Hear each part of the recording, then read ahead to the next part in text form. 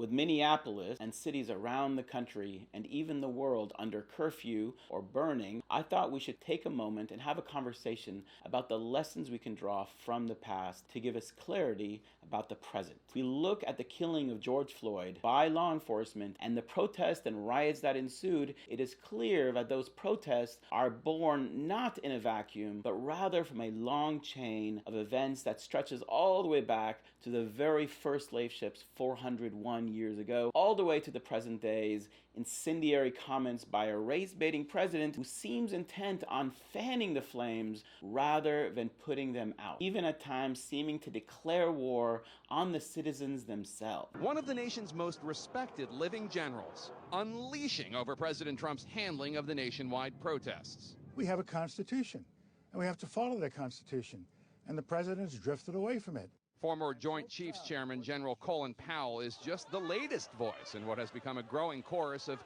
outrage from former prominent military leaders over Trump's threat to use military force to handle protests over the death of George Floyd. Those massive protest movement I have ever seen in my life, I think this suggests that the country is getting wise to this, and we're not going to put up with it anymore. Retired four-star generals and admirals who normally avoid airing their political opinions are now forcefully seeking out one after another, including the president's first Secretary of Defense, retired Marine General James Mattis, who has avoided criticizing Trump until now, but just wrote his former boss, quote, "is the first president in my lifetime who does not try to unite the American people, does not even pretend to try."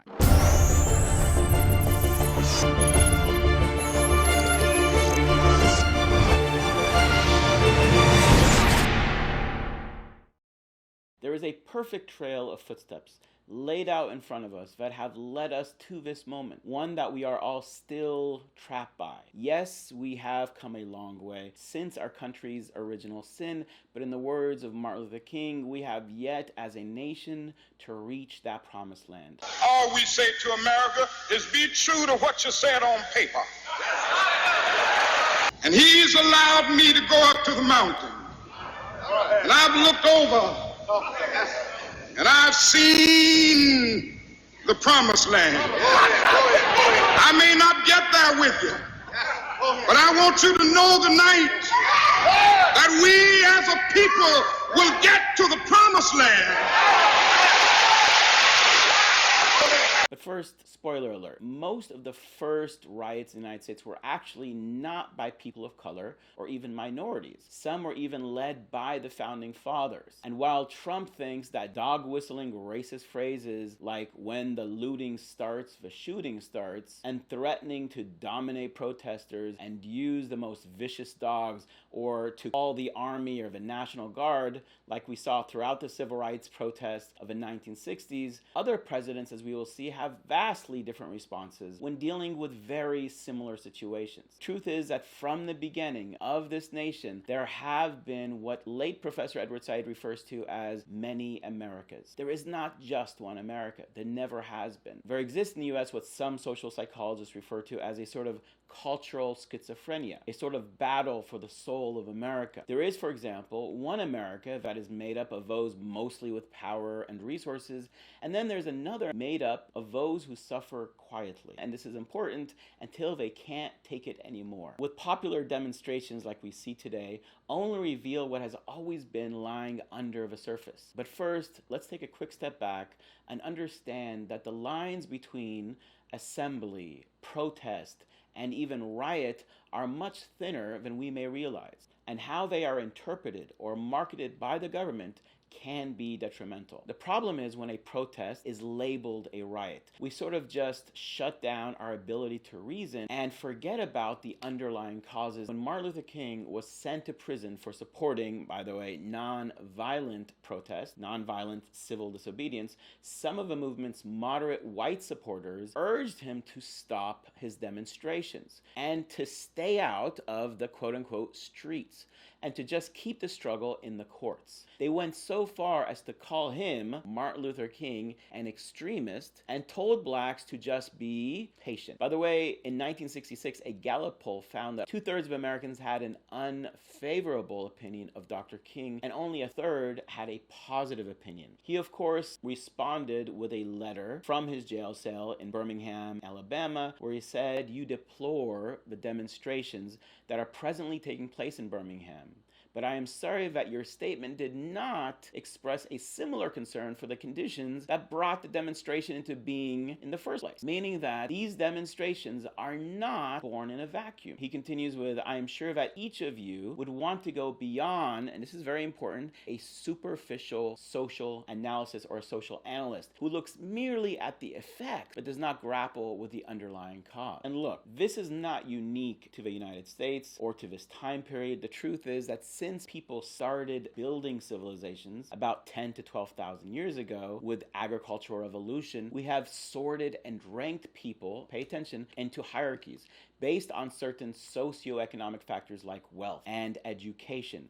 And in the United States, we rank people by this relatively new concept called race. And here's the clincher. With these economic and social hierarchies, not surprisingly, have come inequality, and as such, many times injustice. By the way, this does not mean that all hierarchies are bad and that we should get rid of hierarchies or social structures. We actually tried that with communism. It does not work. But rather, it is important to recognize that social hierarchies exist and to find that balance, that equilibrium. You do not need, for example, to equalize the powers between parents and children, but you do need to listen when you see a child kicking, screaming, or throwing things. It may be the only way they know how to show their feelings and is simply a cry for help. So, how do those living with hundreds of years of chronic exploitation and injustice express their outrage, especially when the power structure is slow or unwilling to change? Well, for one, in some countries like the United States, we can petition our government. We can complain in the First Amendment. But unfortunately, while the First Amendment may guarantee you the freedom of speech, it does not guarantee you the right to be heard. Protesting and rioting has been used since the first civilization as a form, and listen here, as a form of communication. A form of communication by desperate people attempting to express their anger, their frustrations to the powers that be, the proverbial man. Martin Luther King actually called riots, and this is one of the most beautiful definitions, riots are the language of the unheard. We need to be careful not to equate the rioting by opportunists and political opponents with those by marginalized groups. Stephen Darcy, in his book, The Language of the Unheard, actually differentiates between rioting for equality from those of other genres, such as rioting for looting or rioting at a sports events, and even what he called authoritarian rioting, generally by an elite group or the majority group, such as we saw with the Tulsa race riots of 1921, where a white mob attacked residents, homes, businessmen, and what has been dubbed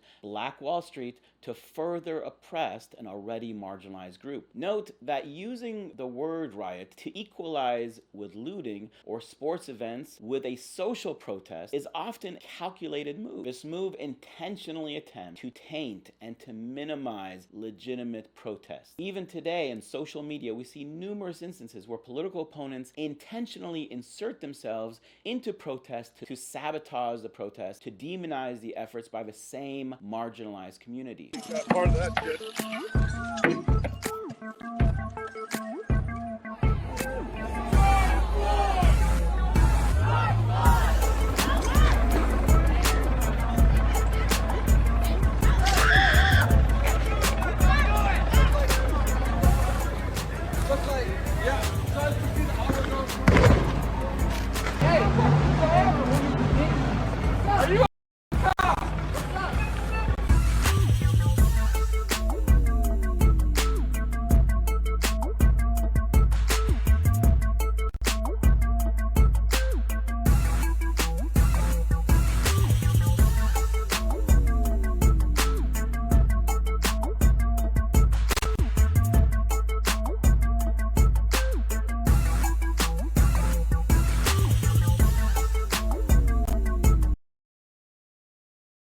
Perhaps the most interesting historical example is actually one of the first, if not the first, formal protests and riots of this new nation, and right before it, were actually organized and supported by the founders themselves. The Boston Tea Party, for example, not called, by the way, the Boston Tea Riot, was actually organized by, watch this, Samuel Adams and the Sons of Liberty. It makes you wonder, if America had lost the Revolutionary War, would students today be taught that the British perspective of it being a riot and unlawful, egregious destruction of private property, or would it be more of, like we saw today, a celebration of this new country, an expression of popular will? Now, mind you, the tea on those ships, like the buildings that are burning today, are property. In fact, there was a significant financial loss of property, and it's estimated that over $1 million, 92,000 pounds of tea, was thrown into the Boston harbor. Other founding fathers like John Adams actually supported the Boston Tea Riot. He said, and I quote, "This is the most magnificent movement of all.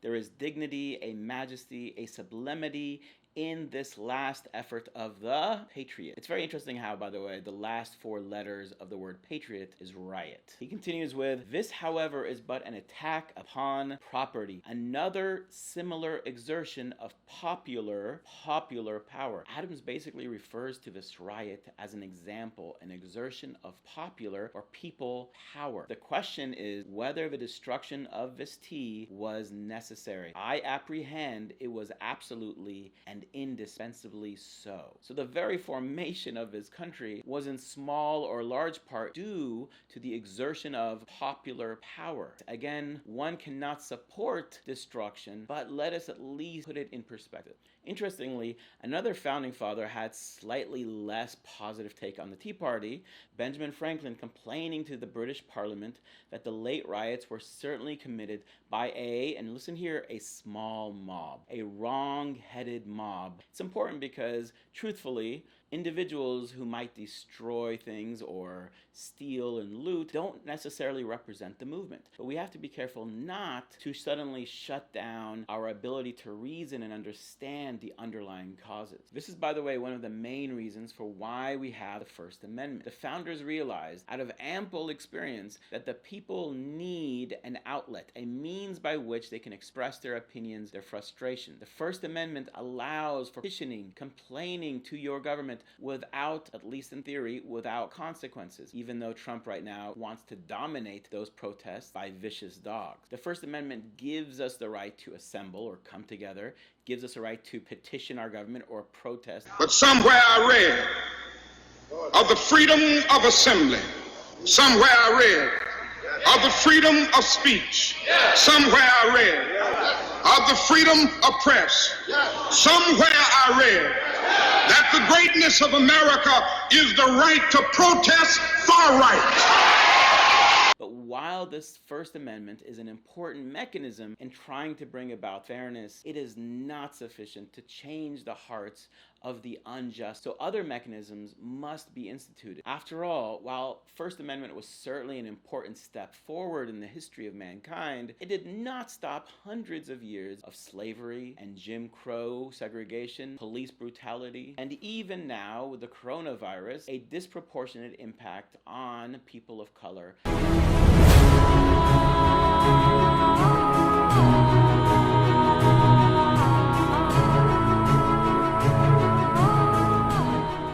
Now, some quick examples of how presidents in the past acted in very similar situations. Some did act like President Trump and others did not. One interesting example is after the riots of the summer of 1967, rather than polarize and pander to the worst elements in society, President Lyndon Johnson instead established an advisory commission to examine what had caused the riots. The commission came to be known as the Kerner Commission, and in its final report issued in 1968 concluded that our nation is moving towards two societies, one black, one white, separate and unequal. Looking closely at the report found that riots were usually triggered by a specific event that touched off a reservoir of underlying, and this is a key word, underlying grievances. Social and economic conditions in the riot cities constituted a clear pattern of severe disadvantage to African Americans compared with whites. The report also pointed to unfulfilled expectations raised by the civil rights movement. When these expectations were not met, some African Americans had concluded that violence was the only way, and listen to this, to move the system, to change. And after the assassination of Martin Luther King in 1968, riots also erupted, and this time in more than 100 cities. Mind you, Martin Luther King was focusing on nonviolent civil disobedience. In the wake of these tragedies, the federal government increased, and listen here, the efforts to end racism and discrimination in public life. Another example of a riot in the railroad strike of 1877, which began during an economic depression, where the government took a laissez-faire attitude or did little to help the economy of those that were suffering, including the workers,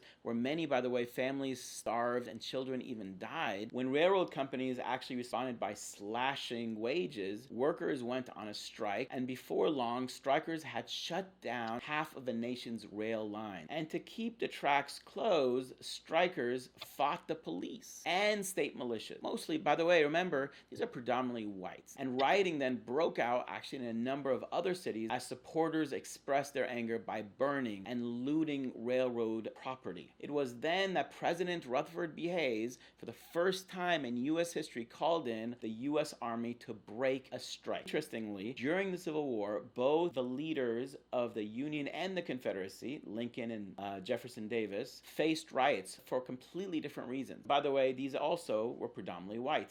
In the South, women protested severe shortages of food and supplies, and they actually led this riot. They accused wealthy Southerners of hoarding in goods. Their anger eventually turned into violence. In April 1863, a bread riot, and actually I want you to remember these two words, bread riot, because we see them throughout world history. There is the French Revolution was started by a bread riot. But wherever people are desperate to the point where you can't even feed your family with the most basic staple, bread, right, or rice, many people turn from being sad and depressed to being angry and acting on that anger. As Malcolm X said, people generally act not when they're sad, but rather when they are angry. Started in Richmond, Virginia, where hundreds of women rampaged through downtown, breaking windows and stealing food, shoes, and other goods.